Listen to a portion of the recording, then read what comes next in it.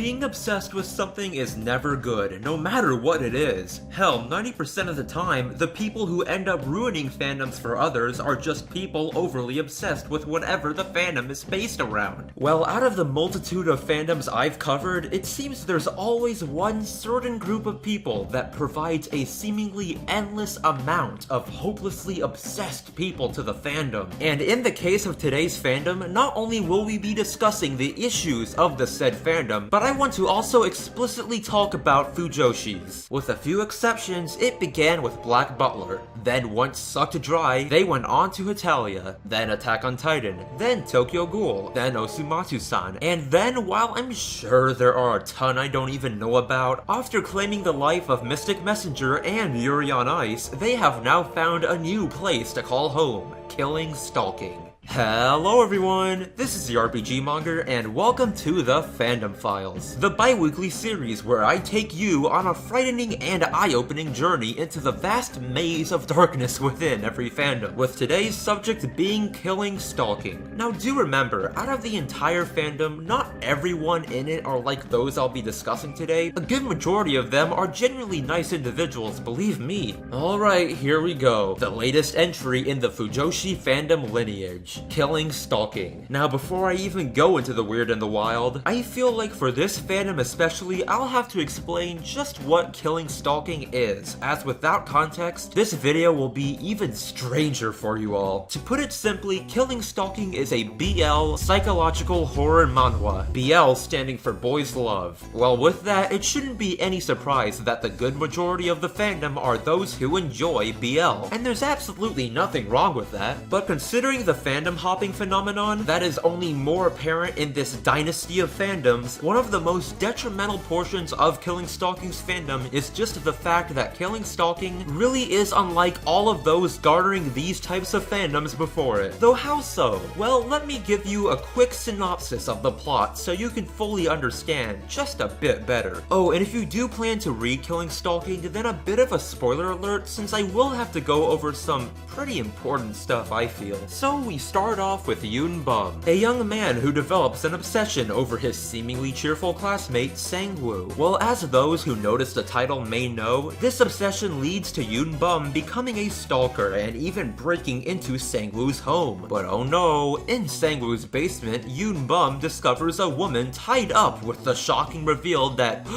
Sang-woo is a serial killer. Of course, then in typical horror fashion, Sang-woo then discovers him and basically keeps him prisoner in his home. Thus, after stuff so violent I can practically smell the limited to no advertisers button, what unfolds is what could only be described as one of the most serious cases of Stockholm/Lima syndromes that just about any medium has to offer. As with Sang-woo flipping between horrific abuse and distorted kindness, Yoon Bum tries just about anything, and I mean anything, to keep his captor in good spirits so that maybe one day he will finally escape in one piece. Well, gee whiz, ain't that just the most romantic situation you've ever heard of?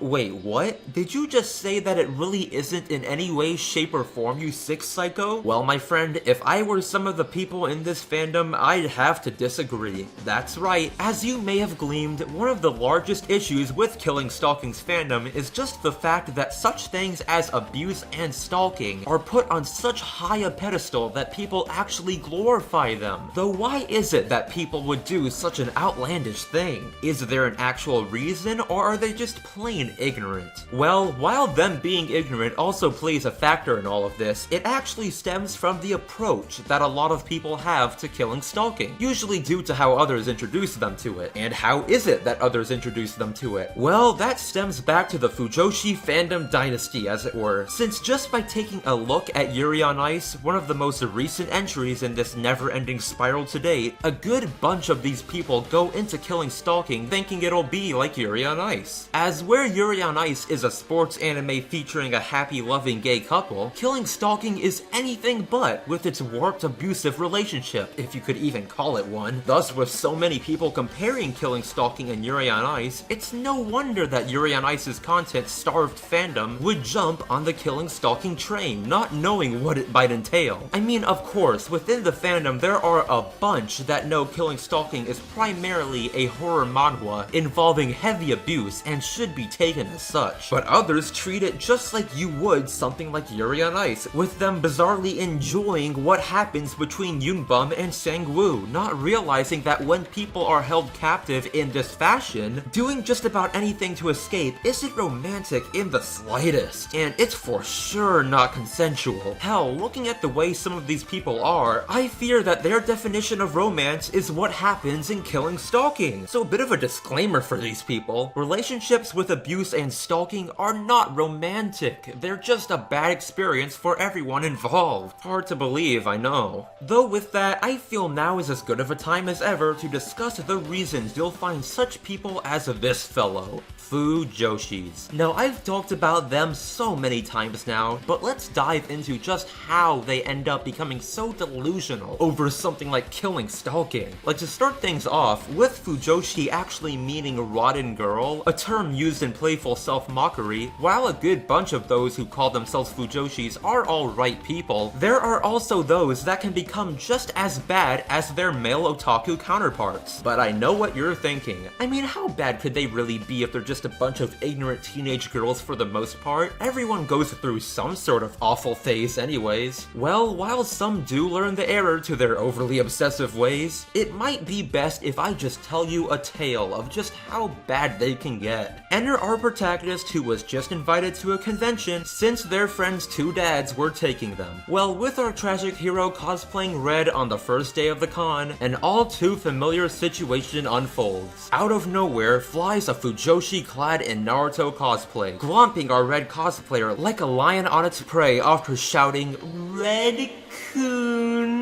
I mean, that's pretty dumb to begin with, but once they discover the shocking fact that the two dads were in fact gay, she went completely postal, squealing about how it's quote-unquote yaoi in real life, and immediately began asking extremely disrespectful questions about such things as sex, who is the seme or uke, which for those who don't know basically means who is on top and who is on bottom. It's basically just a really outdated crappy stereotype. Of course the poor fathers didn't answer any of the deranged girl's questions, and the whole debacle ended with the con staff forcing her to leave them alone. Situations like these show one of the biggest issues surrounding these obsessive Fujoshis: the fetishization of homosexuality. Now let's go back to killing stalking, as considering that story, it should further clarify that the quite frankly odd behaviors seen here are unfortunately not restricted to just killing stalking. Some of these people see anything and everything involving homosexuality as just fan service fuel, plain and simple, with things as drastic as abuse and stalking not even getting in their way. But it's important to remember that most killing stalking readers and fans are nothing like this whatsoever, where these specific Fujoshi are awful in their own regards. Those who completely police people who like killing stalking and throw them into the awful label of people who glorify such things as abuse are just as much in the wrong. First and foremost, killing stalking is a psychological horror and should be treated as such. Treating fans that recognize this fact like utter garbage just because some of their peers act like complete fools is just a dumb thing to do, you know? I'll fully admit right now that after reading Killing Stalking for this video, it just point blank isn't my cup of tea, but you don't see me bashing anyone and everyone who doesn't like it. I mean, come on, does courtesy even exist anymore on the internet? Or, you know, better question, did it ever exist to begin with? Though to start wrapping everything up, let me gather my thoughts. What Sang-woo and Yunbum go through is not romance. It's not even a relationship, really, but a horrific series of events fueled by psychological problems. Under no circumstance should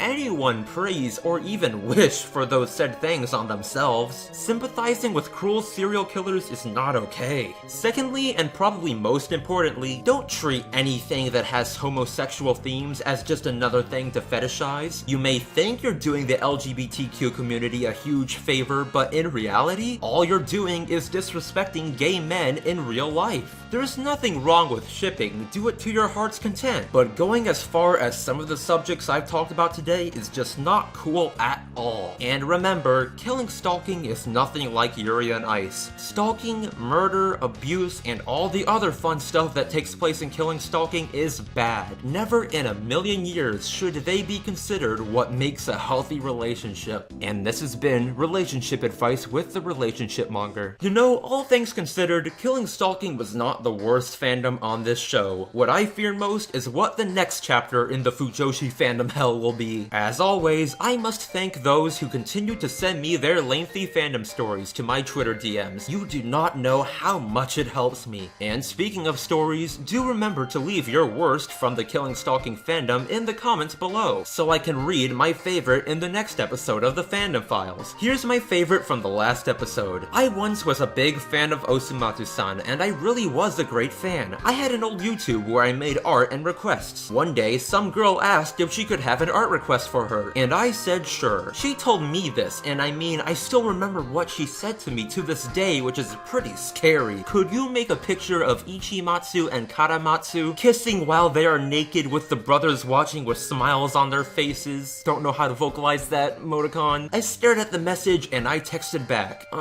this isn't a NSFW account, and I don't ship them. They're brothers. Now this girl got mad. She started yelling at me and spamming my DMs, writing, "You're a dick," or "No one likes a fake artist." She even found my DeviantArt and started attacking me on there by stealing my pictures and claiming that they were hers. I got really tired of her shit and just blocked her. Luckily, I never heard about it again until one of my online friends, who was also a fan of Osumatsu, told me a story about this girl who asked for an art request for Osumatsu and Tari to be each other. And when she said no, the fangirl got mad and started to embarrass my friend by finding her old art from her old Twitter account and showing it to her friends and everyone on Twitter. What is up with this person? My friend was so embarrassed. I felt so bad for her. After that, I just hope that this girl is cleaning up her dirty acts in the trash. Oh man, I think that one actually hurt me. I'm just glad you have that idiot out of your hair, because holy hell, that's crazy. How deranged do you have to be to harass someone just because they refuse to draw your Bielmatsu art? Well, I guess we do know one other person who'd stoop to this level, but enough on them, right? Do remember to vote in the iCard at the top right of the video for the next episode of the Fandom Files. I'm sure it'll be a doozy. If you enjoyed this video and want to see more like it, do subscribe, and today's cool thing of the day is a relatively new shonen manga called Dr. Stone. Now, I'll admit that the characters for this aren't exactly revolutionary, but wow is the plot just one of the most refreshing things to come to Shonen Jump. Just the way this manga progresses and develops its story warrants massive praise on its own, and that's not even getting to the spectacular art within. If you've been needing a fix of a solid new manga, Dr. Stone is the manga for you. So that being said, I'm the RPG Monger, and don't forget that each and every one of you are fantastic.